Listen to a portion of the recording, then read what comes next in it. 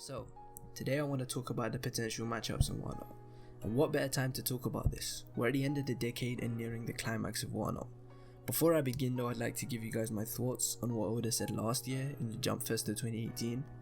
So in case you haven't heard, which I doubt you haven't since this has been news for a long time, but yeah, Oda said that Wano will make Marineford look cute in comparison. Now take this with a grain of salt and interpret it as you will. I personally believe he means that the scale of Wano will surpass the scale of Marineford, not necessarily the quality of the arc. There are already 2 Yonko and their crews on Wano, 8 Supernova, the Samurai including the Scabbards, potentially we got the Grand Fleet coming, remnants of the Whitebeard Pirates, Marines, and even possibly the Blackbeard Pirates. There are a lot of possibilities for Wano at the moment. Aside from that though, I'd like to note that Wano and Marineford will most likely be completely different arcs in terms of structure. Marineford was a hot mess.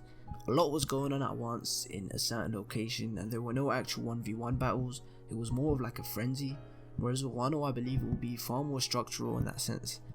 And by that I mean there will be a lot of actual 1v1 battles.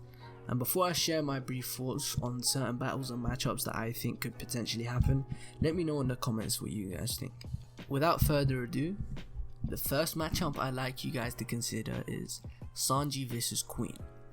Now we know Queen is arguably the 3rd strongest of the Beast Pirates including Kaido himself, and Sanji is arguably the 3rd strongest Straw Hat.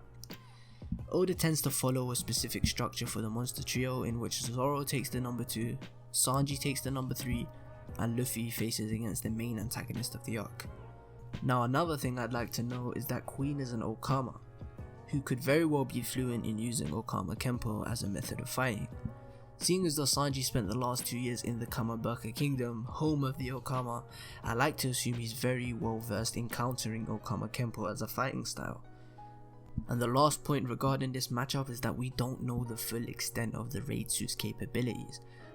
What I mean by that is, we don't know the full capabilities of Germa's technology.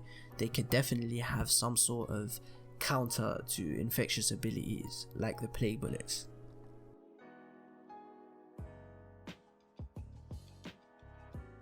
Now considering I just talked about Sanji vs Queen, I know you all saw this coming. The next matchup is Zoro vs King. Zoro and King are both swordsmen. It's a common tendency for Oda to match Zoro up with the opposing force's swordsman. It's the first mate versus the first commander, the structure Oda almost always follows. Another interesting thing to note is that King uses fire, and we've had Zoro show an interest in being able to cut fire. This could be the perfect occasion for Zoro to learn a new ability in a dire situation. Zoro hasn't been pushed even close to his limit post time skip. This is the perfect opportunity to see him go all out and be pushed in an extreme diff fight. The next matchup I have here is an extremely popular one that I've seen a lot of people talking about in the community, and this is obviously Nekomamushi and Inuarashi vs Jack. The Minx vs Jack. Who doesn't love a revenge battle? Like, the Minx definitely deserve retribution. This fight would mean far more to them than anybody else, and it isn't absurd to think that they could take out Jack this time. Jack obviously had the upper hand last time and he was on top, but they have a secret weapon this time, and that's the Sulong form. It can definitely change the whole outcome. Now this is the second Zoro matchup I have in mind, and that might sound a bit absurd, but it is Wano, which has been focused around him quite a bit, and I think it's possible.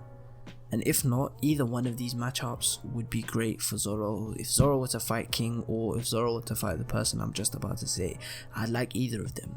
Both would just be the cherry on the cake. Zoro vs KYOSHIRO. It makes a lot of sense to me, considering Zoro seems like he has a personal hatred toward Orochi, and he really wants to cut Orochi down. The problem with that though is that Orochi doesn't seem to be much of a fighter, so I don't think that would be much of an entertaining fight. But KYOSHIRO does, and KYOSHIRO has called himself the guard dog of Orochi. He seems like he would die for Orochi, and he's definitely formidable. He managed to stop Zoro's attack in the Flower Capital, which was intended to kill Orochi. He stopped that with ease. I think that would be a great fight. I really hope Oda takes this route, as it would be nice to see Zoro fight an actual swordsman this arc. Not to say that King isn't a swordsman, but he has a Zoan Devil Fruit, which makes him seem less of a swordsman to me, if you get what I'm trying to say. Now, this next matchup I'm about to talk about is definitely the one I'm hoping to see the most. Kid vs Apu. Now, Oda could very well choose to ignore this fight or off-screen it, because he tends to focus on the Straw Hats' fights far more than everybody else, but I'm praying he doesn't, because this fight makes so much sense. I need to see this fight. There's an incredible amount of tension between these two characters. Kid vs Apu, they hate each other. They're like Zoro vs Sanji, but for real, they actually hate each other. Like, since the initial introduction of both of them, they were introduced fighting each other. They've been at each other's throats since day one. When we saw them ally during the Punk Hazard arc, it was shocking. Like, you'd never think these two would work together. But obviously they weren't. Well, Kid thought they were, until it was confirmed by Hawkins not too long ago that Apu was under Kaido this entire time and set them up. That led to the imprisonment of Kid, virtually the destruction of Killer's mindset. Apu deserves to go down. He deserves to get bodied, and Kid is pissed, and I really want to see this fight. I'm hoping it happens. I'm hoping it doesn't get off-screened. We deserve this fight. Now, this next matchup I'm going to throw out there is quite unlikely actually. It's more of a personal desire, and this is Luffy vs Jack.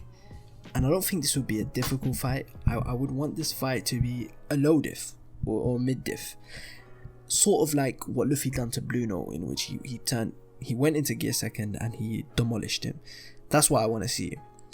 I wouldn't like it for it to take Jack out of the war completely, since I do want to see Minx vs Jack far more than this, but this would be nice. This would show us how much Luffy has grown, how much this training in Udon has done for his strength overall, before we see him fight Kaido. Now, the final matchup I'm going to be talking about is obviously going to be everybody, so the entire alliance. This is Kaido and Big Mom. Specifically for Kaido is who I'll focus on, because I have different ideas as to what's going to happen for Big Mom. I might cover this in a future video, but I don't think she will be involved in the final battle as much as people assume. I think it will mainly be Kaido, so I'll be focusing on Kaido, and the people who I think are fighting Kaido in particular. I feel like it will be a group assault, but in particular are Luffy, Law, Kid and Zoro. And I'll get into my reasons for this. Luffy's obvious. He's the main protagonist. He's always fighting the main antagonist of the arc. He should also have the ability to hurt Kaido, especially after that training in Udon. He should be able to break through the scales by now, hopefully. Kid is the one out of everybody who actually has motive to take down Kaido. Luffy's doing it because of a promise to Momo, which is admirable, but Kid was he was attacked by Kaido for no reason. He was, I wouldn't say Kid was innocent. He was innocent in this particular occasion. So Kid has motive, especially considering how he feels about Killer's current situation. I'm sure he has Orochi and Kaido have an equal blame for this. The other person, Law, it's obvious Law could prove extremely useful in a group battle. We've seen how effective his Devil Fruit is in that kind of situation. Like, see the fight versus the Flamingo. Law in a group battle, I feel like it's perfect for him to be involved.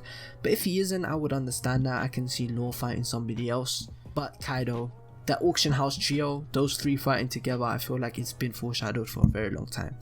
And finally, Zoro. I honestly think Zoro will play the largest role, a major role at the very least in taking down Kaido. He has an incredible amount of build up. He's just got Enma, the only sword to ever scar Kaido. He has a clear parallel to Ryuma and the Shimotsukis, being from the Shimotsuki village and looking practically identical to the silhouette of Ushimaru. And we don't know how capable Zoro is post time skip. To think he's able to deal damage to Kaido isn't that far-fetched. We haven't seen Zoro push to any limit whatsoever. Being involved in taking down KYOSHIRO, King and Kaido, it might seem far-fetched, but of all these matchups, I feel like Zoro fighting Kaido makes the most sense, no doubt. Zoro fighting Kaido has had insane amounts of build-up, and this is his arc. This is Zoro's arc. So we'll see. But yeah, let me know what you guys think on potential matchups. Like, give us your thoughts. I'd love to see that. Drop a comment, feel free. That's all for today though. I hope you guys enjoyed the video. Peace.